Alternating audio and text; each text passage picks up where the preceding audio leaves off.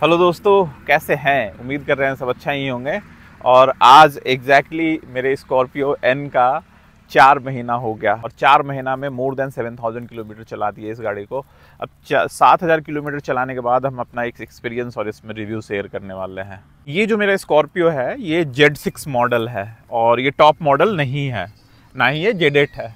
और इस मॉडल का एक सबसे बड़ी खासियत हम आपको बताते हैं कि इस मॉडल में जो है सारा फीचर है एक्सेप्ट ये फॉग लैंप नहीं मिलता है और ये फुट स्ट्रिप नहीं मिलता है, जो कि बाहर से लगाना पड़ता है। और एलॉय व्हील अगर आपका चॉइस है तो ठीक है, अगर नहीं चॉइस है तो कोई प्रॉब्लम नहीं है।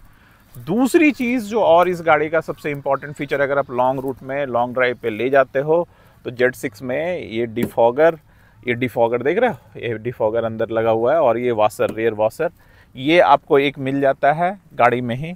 ये सबसे इम्पॉर्टेंट फीचर है। इस गाड़ी को लगभग 7000 किलोमीटर चलाने के बाद मेरा ये फीडबैक है कि ये 4 सिलेंडर का गाड़ी होने के नाते और 2200 सीसी का लगभग इंजन होने के नाते इतना पावरफुल और दमदार गाड़ी है, हाईवे पे कुछ कहने का नहीं। दूसरी चीज़, इस गाड़ी को अगर आप लेके चलते हो हाईवे पे और आप 125-130 तक लेके चले भी जाते हो, फिर भी ये गाड़ी में अनस्टेबिलिटी फील थोड़ा सा भी नहीं होता है। सबसे बढ़िया चलाने समय जो इसका सबसे ज़्यादा मज़ा आता है और सबसे इम्पॉर्टेंट जो फीचर इसका है, adaptive braking system. Adaptive braking system ये है इसका कि अगर आप हाई स्पीड में गाड़ी चला रहे हो तो आपका ब्रेक अगर हल्का भी दबाओगे तो बहुत सेंसिटिव हो जाएगा, बहुत तेज पकड़ेगा ब्रेक। अगर आप सिटी में ड्राइव कर रहे हो, अगर लो स्पीड में चला रहे हो तो आप ब्रेक दबाओगे तो आपका ज़्यादा हैवी इमरजेंसी ब्रेकिंग नहीं करेगा। ये एडाप्टिव, मतलब जैसे जैसे स्पीड बढ़ेगा उसी तरीके से आपका ब्रेकिंग सिस्टम इसका सेंसिटिव हो जाए। इसका इंजन वे, इसका ये इतना हैवी है कि कुछ कहने का नहीं, उठाने में यार हालत ख़राब हो जाता है, एक हाथ से ये नहीं उठता है। ठीक है, अब ये हो गया। अब ये इंजन वे में अगर आप देखोगे तो ये देखो, आपको एक भी इसमें आपको बेल्ट नहीं दिखेगा ऐसे बाहर से। यहाँ पे हो गया, एक भी आगे का बेल्ट आपको ये नहीं दिखेगा। ये देखो, ये अल्टरनेटर है इसका, डायनामो जो होता है बैटरी चार्ज करने के लिए वो होता है, वो है। लेकिन आप इधर इसको ऐसे भी करके देख लो, आपको एक भी बेल्ट नहीं दिखेगा। ये सारा इस प्लास्टिक कवर के अंदर डाला हुआ है।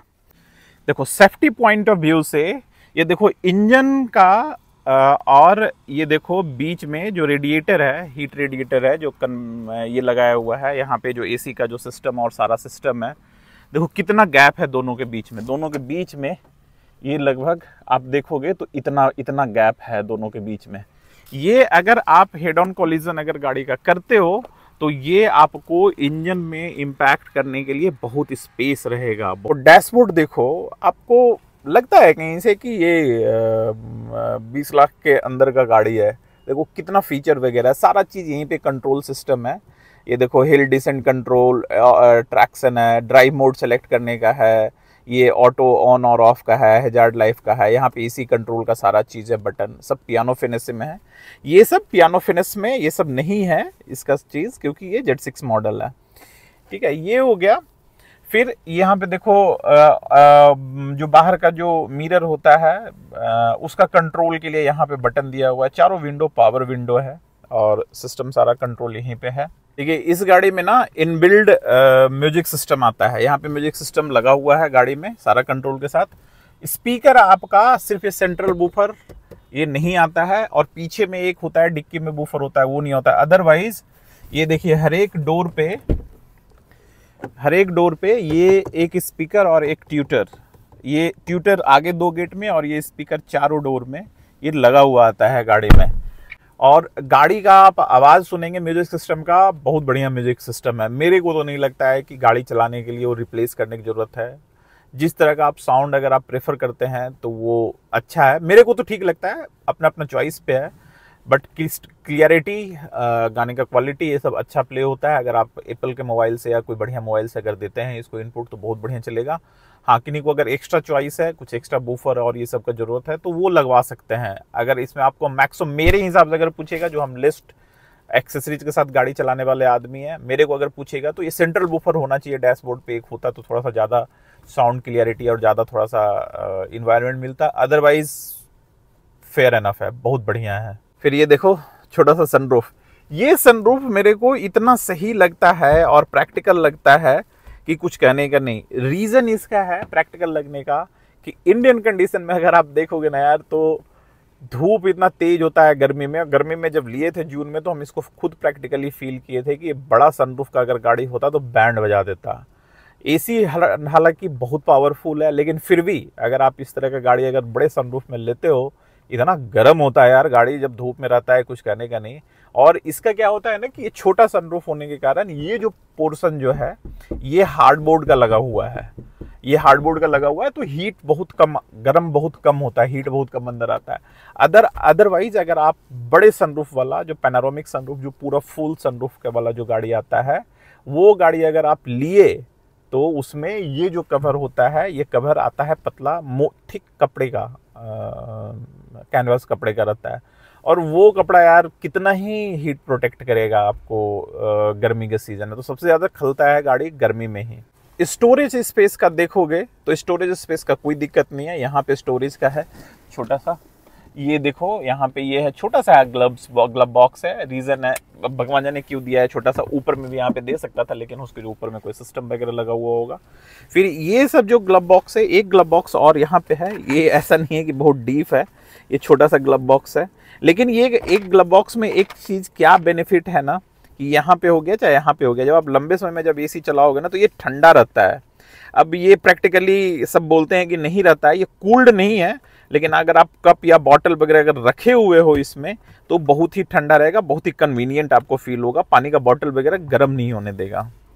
ये देखो एक फीचर जो सबसे इम्पॉर्टेंट फीचर है गाड़ी में, ये देखो एक मैप यहाँ पे भी चल रहा है और एक मैप यहाँ पे भी चलेगा। अगर आप गाड़ी चला रहे हो लंबे रूट पे, अगर आपको है कि इस पे कुछ अगर आप म्यूज़िक वगैरह कुछ अगर चला रहे हो और इस पे मैप अगर आपको चलाना है तो आप इस स्क्रीन पे मैप बंद कर सकते हो, इस स्क्रीन पे आपका चलते रहेगा। यहाँ पे होम बटन दबाओगे तो ये आपका मैप बंद हो जाएगा। आप इसमें से जो भी आपको एप्पल कारप्ले या एंड्रॉयड जो भी चलाना है आप यहाँ पे चला सकते हो, इसमें से कोई प्रॉब्लम है नहीं।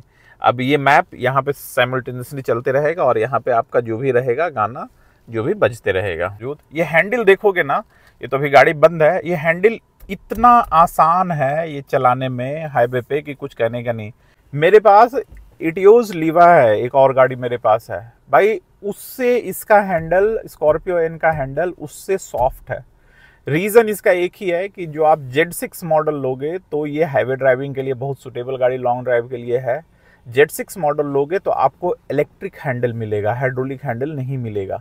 नॉर्मली जो आपका Z6 के बाद है जो Z4 और Z2 है वो हाइड्रोलिक हैंडल है, तो वो आपको फिर सेम हार्ड ही हैंडल मिलेगा। तो ये एक बेनिफिट है भाई। सीट कवर ये सब में तो हम बोलेंगे कि ब्रांडेड ही जाने का है। मेरे गाड़ी में जो इटियोज में लगा हुआ है वो नॉर्मल लगा हुआ है सीट कवर, इसमें ऑटो फोम का लगवाए हैं सीट कवर। सीट कवर इसमें नहीं आता, फैब्रिक का आता है। ऑटो फोम का सीट कवर होने के कारण इसका फिट एंड फिनिश बहुत ही बढ़िया है। ये लगता है कि जो ओरिजिनल जो कंपनी से जो आता है ना उस तरीके से इसका फिट एंड फिनिश है। सेकंड रो का अगेन देखोगे तो 60-40 में स्प्लिट होता है। पीछे रो को एक्सेस करने के लिए ये सीट पूरा फोल्ड होकर के टम्बल अप हो जाता है। फिर यहाँ पे कप होल्डर दे दिया है छोटा सा, सारे का सीट बेल्ट, और ये स्पेस बहुत कन्वीनियंट है, बहुत बढ़िया स्पेस है। ये स्पेस में कोई शक नहीं है, ये थाई सपोर्ट के लिए बहुत बढ़िया है। एक और ये देखिए थर्ड रो के, सेकंड रो के लिए ये एसी का वेंट यहाँ पे नीचे में दे दिया है, जो काफ़ी कंफर्टेबल और कन्वीनियंट होता है जब आप लॉन्ग रूट में जाते हो और आप पीछे कोई बैठे हुए हैं तो। एक जो इस गाड़ी में मेरे को बहुत बड़ा डिमेरिट लगता है, ये सीट में, सीट ये दिया है पीछे का सीट, ये लंबा सीट दिया है, बहुत बढ़िया है।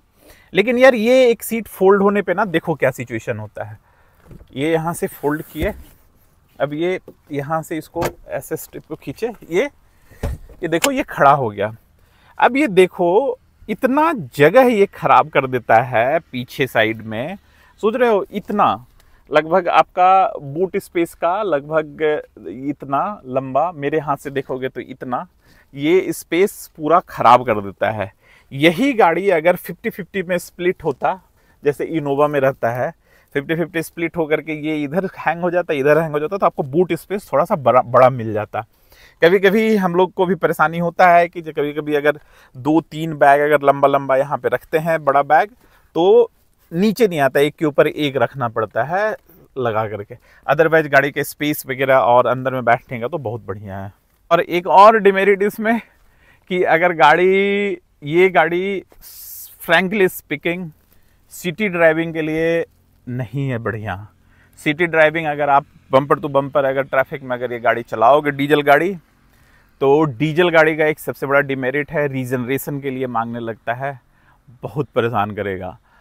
मेरे को याद है जब हम पहली बार जब लिए थे तो आगर मालवा ही आए थे, तो यहाँ पे घर वर जब शिफ्टिंग के लिए जब खोज रहे थे तो घर शिफ्टिंग में आगर मालवा के अंदर ही लगता है 100-125 किलोमीटर चला दिए इधर उधर घूमने में, 1-2 दिन लगातार चलाते रह गए। रीज़न इसका क्या हुआ कि उसमें नया नया लिए थे, मेरे को पता भी नहीं था, अचानक से लिखाता है कि नीड रीजनरेशन, और वो रीजनरेशन के लिए ज़्यादा वैसा सरदर्द है नहीं कुछ।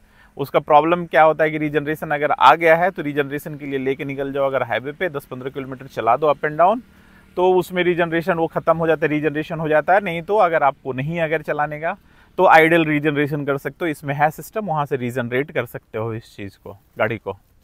ये है मेरा 7,000 किलोमीटर चलाने का 4 महीने में। अगर मेरा गाड़ी का ये रिव्यू, अगर मेरा एक्सपीरियंस जो हम शेयर किए हैं वो अगर आपको अच्छा लगा होगा तो प्लीज़ वीडियो को लाइक कीजिएगा, चैनल को सब्सक्राइब कीजिएगा। मिलते हैं अपने नेक्स्ट वीडियो में, तब तक के लिए good bye, good night, thank you.